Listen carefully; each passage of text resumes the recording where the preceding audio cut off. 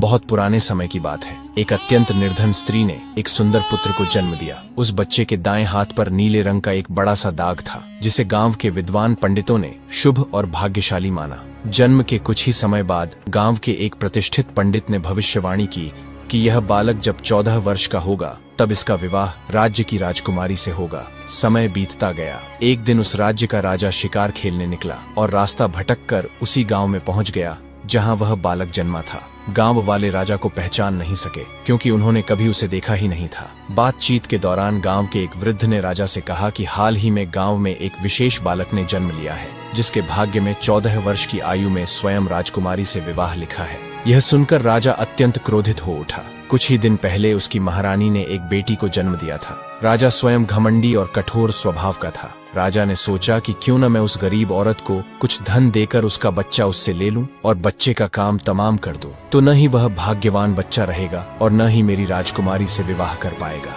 वह गांव के उस बूढ़े से बोला, बाबा तुम मुझे उस औरत के पास ले चलो। बूढ़ा व्यक्ति उस राजा को उस भाग्यशाली बच्चे की माँ के पास ले गया। राजा ने उस महिला से विनती की और बोला, तुम बहुत गरीब हो, इस बच्चे का पालन पोषण कैसे कर पाओगी? ये बच्चा मुझे दे दो, मैं इसे अच्छे से पालूंगा। पर वह गरीब औरत अपने बेटे को देने से लगातार इनकार करती रही। तब राजा ने उसे बहुत सारा धन दिया और कहा, इस धन से तुम अपना जीवन आराम से चला सकोगी और जब यह भाग्यशाली बच्चा बड़ा होगा तो खुद ब खुद तुम्हारे पास लौट आएगा। गरीब माँ ने सोचा, यह बच्चा सचमुच बहुत भाग्यशाली है, तभी तो खुद एक अमीर व्यक्ति इसे लेने मेरे घर आ पहुंचा है। शायद यही भगवान की इच्छा है। काफी सोच विचार के बाद उस माँ ने भारी मन से अपना बच्चा राजा को दे दिया। राजा जब थोड़ी दूर पहुंचा तो उसने बच्चे को एक लकड़ी के संदूक में डालकर नदी में बहा दिया। उसके मन में यह विचार था कि दम घुटने से वह बच्चा संदूक के भीतर ही मर जाएगा। राजा यह सोचकर मन ही मन बहुत प्रसन्न हुआ कि उसने अपनी प्यारी बेटी को उस भविष्यवाणी से बचा लिया। लेकिन जैसा कि आप जानते हैं, मारने वाले से बड़ा बचाने वाला होता है। वही इस बालक के साथ भी हुआ।